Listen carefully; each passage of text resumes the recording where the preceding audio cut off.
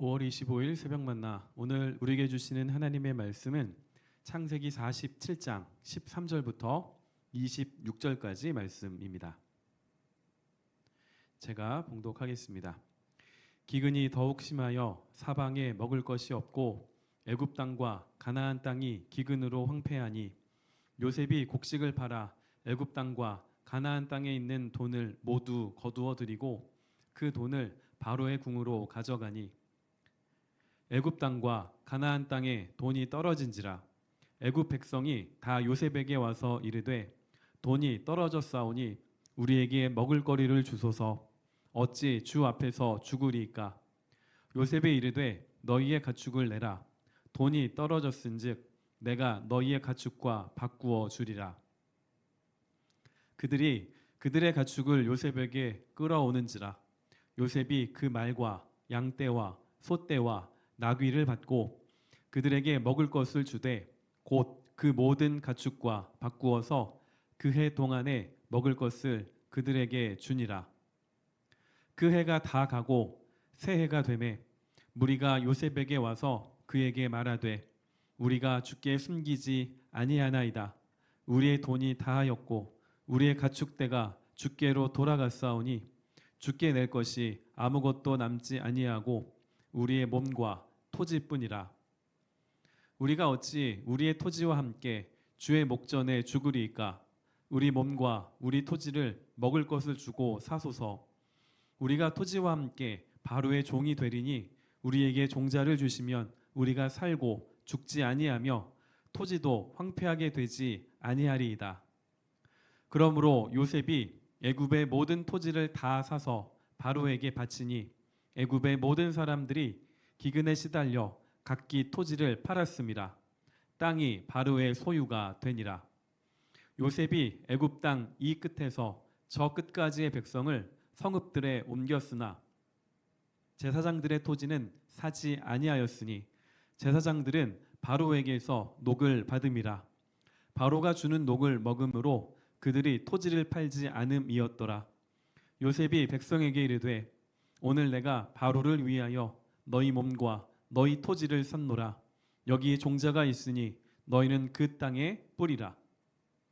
추수의 5분의 1을 바로에게 상납하고 5분의 4는 너희가 가져서 토지의 종자로도 삼고 너희의 양식으로도 삼고 너희 가족과 어린아이의 양식으로도 삼으라. 그들이 이르되 주께서 우리를 살리셨사오니 우리가 주께 은혜를 입고 바로의 종이 되겠나이다. 요셉이 애굽 토지법을 세우매 그 5분의 1이 바로에게 상납되나 제사장의 토지는 바로의 소유가 되지 아니하여 오늘날까지 이르니라.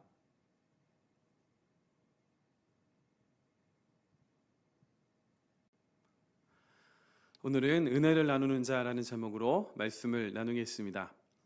하나님은 성도에게 은혜를 베푸십니다. 이 은혜는 하나님께서 믿는 자들에게만 베푸시는 것은 아닙니다. 믿지 않는 자들에게도 은혜를 베푸십니다. 하나님께서 직접적으로 믿지 않는 사람들에게도 은혜를 베푸시기도 하지만 하나님께서 택하신 사람들, 바로 구원받은 성도들을 통해서 그 은혜가 믿지 않는 자들에게 흘러가게 하시기도 합니다. 본문에 나와 있는 요셉이 바로 그와 같은 사람입니다. 본문을 얼핏 보면 극심한 기근을 이용하여 요셉이 모든 사람들의 돈과 가축과 땅까지도 착취한 사람으로 볼 수 있습니다. 그런데 만약 이 말이 사실이라면 요셉 혼자서 잘 먹고 잘 살았어야 하는데 그렇지 않습니다. 요셉은 극심한 기근 속에서 생존을 넘어 하나님의 언약을 이어가고 장차 들어갈 가나안 땅을 준비하는 자였습니다. 그래서 요셉만 살고 다른 사람들은 다 죽게 내버려 둔 것이 아니라 요셉으로 인하여 수많은 사람들이 생명을 보존하게 됩니다. 그 내용을 통해 오늘 우리에게 주시는 하나님의 말씀을 살펴보도록 하겠습니다. 여러분은 은혜를 나눠 보셨습니까? 이 은혜라는 말을 교회에서 참 많이 사용합니다. 그런데 은혜 라는 말에 대한 정의가 다 각자 다릅니다. 그렇다 보니까 은혜를 나눠보셨습니까? 라는 질문에 내가 은혜를 나누었나? 은혜를 나누는 것이 무엇인가? 이렇게 은혜라는 말의 정의도 다 다르고 그러다 보니까 은혜를 나눈다는 말에 대한 정의도 각자 다를 것 같습니다. 본문에 나온 요셉은 개인적으로 하나님께서 나에게 은혜를 베푸셔서 나의 기도에 응답해 주셔서 그것을 이야기를 하는 그런 은혜 나눔이 아닙니다. 요셉은 극심한 기근 속에서도 죽어가는 자들을 살리고 주어진 상황과 형편에 그냥 그저 순응하며 사는 삶이 아니라 새로운 삶의 기준과 질서를 제시했던 사람입니다. 그런데 본문에 기록된 이 상황을 잘 보시면 요셉이 여유롭게 은혜를 나눌 수 있는 그런 상황은 아니었습니다. 13절에 보시면 기근이 애굽 땅과 가나안 땅에 동일하게 임하였고 이로 인하여 황폐해졌다 말씀을 합니다. 그래서 먹을 것이 없어지자 사람들이 처음에는 돈으로 양식을 사갔고 그 다음에는 가축을, 그 다음에는 토지를 내놓습니다. 19절에 보시면 우리 몸과 우리 토지를 먹을 것을 주고 사소서, 땅과 자신들의 몸까지도 내어놓을 정도로 그만큼 기근이 심했다는 증거입니다. 이런 상황 중에서도 하나님은 요셉을 통해서 야곱 가정을 돌보시고 지켜주셨고 이 지켜주시는 과정 가운데에 애굽 사람들과 주변에 있는 나라 사람들도 요셉을 통해 생명을 보전할 수가 있었습니다. 우리는 이런 생각을 합니다. 본문에 나와 있는 극심한 기근, 힘들고 어려운 고통스러운 고난의 시간들이 믿는 자에게는 찾아오지 않고 믿지 않는 자에게만 왔으면 좋겠다. 이건 우리의 바람일 뿐입니다. 근데 본문에도 보시면 기근으로 인한 황폐함은 애굽 땅에도 임했고 하나님께서 택하신 아브라함의 후손인 야곱의 가족들이 거하였던 가나안 땅에도 동일하게 임했습니다. 지금도 고난은 믿는 자와 믿지 않는 자를 가리지 않고 동일하게 찾아옵니다. 그러면 우리가 하나님을 믿는 그 이유? 똑같이 힘들고 어렵다면 우리가 굳이 하나님을 믿어야 될 이유가 있을까요? 만약 우리가 똑같이 믿지 않는 자와 믿는 자 모두가 다 고난을 받는다면 하나님께서 나를 버리신 것일까요? 아닙니다. 하나님은 우리가 생각하는 방법이 아니라 하나님의 방법으로 당신의 백성을 지키십니다. 본문은 하나님께서 요셉을 통해 아브라함의 자손인 야곱의 가정을 지켜주셨다라는 것을 보여줍니다. 그래서 본문에 나와 있는 요셉이라는 인물은 개인의 부귀영화를 위하여 애굽의 총리가 되어 잘 먹고 잘 살았다 이야기를 말해주고 있는 것이 아니라 하나님께서 극심한 고난 속에서 어떻게 당신의 백성을 지키시는가를 보여주는 좋은 롤 모델입니다. 본문 17절에 보시면 그들에게 먹을 것을 주되 곧 그 모든 가축과 바꾸어서 그해 동안에 먹을 것을 그들에게 주니라. 여기 주다라는 말의 뜻이 돌보다라는 뜻입니다. 자, 이 17정에 사용된 이 주다, 이 돌보다라는 말이 또 어디에 사용이 되냐면요. 시편 23편에 사용이 됩니다. 여호와는 나의 목자시니 그가 나를 인도하여 주신다라는 그 내용 가운데에 인도한다라는 말과 똑같은 말입니다. 하나님은 시편에 나와 있는 것처럼 우리가 사망의 음침한 골짜기에 거한다 할지라도 우리를 인도하여 주시는 분입니다. 본문도 똑같습니다.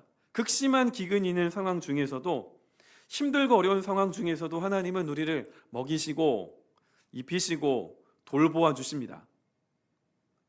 본문에 나와 있는 요셉의 모습은 시편 72편에 나와 있는 메시아 왕의 모습을 또 보여줍니다.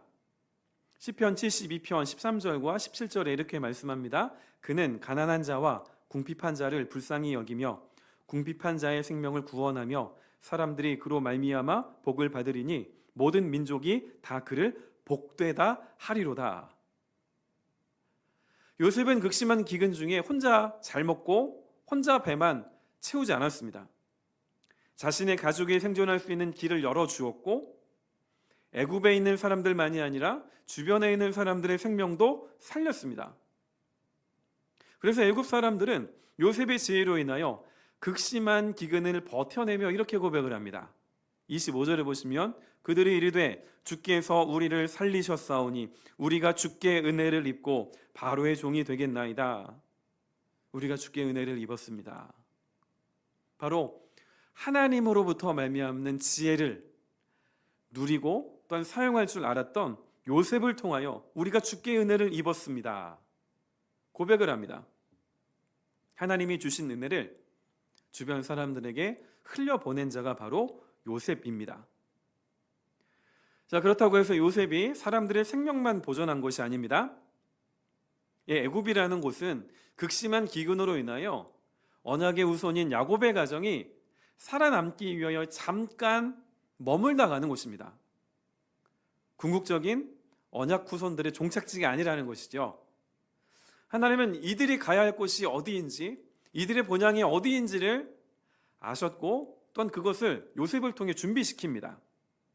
바로 26절에 나와 있는 제사장의 토지가 바로의 소유가 되지 않게 한 것이 그 내용입니다. 제사장들은 바로가 주는 양식을 받아 먹으며 살았기 때문에 자신들의 땅을 굳이 팔 필요가 없었습니다. 이것은 장차 약속의 땅 가나안 땅에 들어가서 여호수아가 12지파에게 땅을 분배했던 그 원리의 모형이 됩니다. 12지파가 다 각자 지파별로 땅을 기업으로 받았지만 레위지파 제사장들에게는 땅이 기업으로 주어지지 않습니다. 그들에게는 대신에 48개 성읍과 목초지 그리고 여호와의 제물을 기업으로 받았습니다. 그리고 본문의 요셉은 창세기 6장에 나온 노아의 모습을 떠오르게 합니다. 6장에서 하나님은 그 땅 가운데 죄악이 관영한 것을 보시고 물로 땅을 심판하셨습니다. 애굽과 가나안은 그 온 땅의 기근으로 인하여 땅이 다 파괴되었습니다. 이런 상황 중에서 하나님은 노아에게 은혜를 주셨고 노아로 말미암아 가족들이 살았습니다. 본문에서 요셉으로 인하여 하나님이 요셉에게 은혜를 주셨고 그 은혜를 요셉이 나누어 주므로 주변의 수많은 사람들이 살아났습니다. 하나님은 어떠한 고난과 고통과 힘든 상황 속에서도 은혜로 당신의 언약을 지키십니다. 이 언약이 이루어지도록 그럼에도 불구하고 은혜를 베풀어 주시고 그 은혜로 인하여 나만 잘 먹고 잘 사는 것이 아니라 그 은혜를 나누는 자가 되어 또 다른 자가 그 은혜를 경험하게 하시는 분이 바로 우리 하나님 아버지이십니다. 오늘부터 다시 시작하는 한 주간 우리는 어제 말씀을 통해서 나에게 주신 은혜, 오늘 또 말씀을 통해서 나에게 주신 그 은혜를 나 혼자만 고이 간직하고 사는 사람이 아니라 그 은혜를 나누는 자가 되시기를 축원드립니다. 내가 은혜라고 생각하는 그 은혜가 진짜 하나님께로부터 온 은혜라면 그 은혜는 절대로 나에게서 멈추지 않습니다. 하나님께로부터 오는 은혜의 특징 가운데 하나가 바로 순환성입니다. 계속해서 돌고 돈다는 것입니다. 하나님께서 우리 푸른나무 교회 성도들에게 은혜를 베풀어 주셔서 그것을 나 혼자 누리는 것으로 멈추지 마시고 그 은혜를 나누어 주는 자가 되십시오. 혼자서만 하나님께 은혜 받았다고 하지 마시고 하나님이 내 기도 들어주셨어, 나에게 은혜를 주셨어라고 말만 하지 마시고 그 은혜를 표현하시고 주변에 나누어 주시기를 부탁을 드립니다. 하나님께서 나에게 주신 것들 나만을 위해 주신 것 아닙니다. 하나님이 요셉에게 꿈을 해석하는 지혜를 주시고 나라가 직면한 그 위기를 어떻게 해결하고 준비할 것인가 그 지혜를 주셔서 요셉 혼자만 잘 먹고 잘 산 게 아니라 주변에 수많은 사람들이 하나님께로부터 임한 그 은혜를 맛볼 수 있었습니다. 우리 또한 하나님께서 우리에게 주신 것들을 사용하여서 나의 입술을 열어서 은혜를 나누시고 나의 손을 펴서 그 은혜를 보여주시고 또한 하나님께서 나에게 주신 물질까지도 또한 시간까지도 기꺼이 열어서 그 은혜를 나누어 주시기를 부탁을 드립니다. 한 주간 동안 우리 푸른나무 교회 성도들이 거하는 모든 곳에서 믿지 않는 자들이나 믿는 자들이나 모두 동일하게 하나님의 은혜를 경험할 수 있었으면 좋겠습니다. 요셉이 옥에 있을 때에도 또한 보디발의 집에서 노예가 되었을 때에도 여호와께서 요셉과 함께 하심으로 그가 형통하였던 것처럼 여러분 진짜 하나님의 은혜가 임하면 우리 믿는 자들끼리만 눈치채는 그런 은혜가 아니라 믿지 않는 사람들도 저 사람은 정말로 하나님의 사람이구나. 저 사람은 예배당 안에서만 성도로 집사요, 권사요, 안수집사와 목사로 존재하는 게 아니라 진짜 하나님 믿는 사람이구나. 드러날 수밖에 없습니다. 한 주간 동안 그 은혜를 잘 나누어주는 자로 살아가시기를 주님의 이름으로 축원드립니다. 기도하겠습니다. 아버지 하나님, 오늘도 하나님의 말씀으로 하루를 시작합니다. 각자 하나님께서 부르신 삶의 자리 가운데서 이제 일주일 동안 생활을 할 터인데 오늘 우리가 살펴보았던 것처럼 우리도 요셉과 같이 하나님께서 주신 은혜를 나누는 자가 되기를 소망합니다.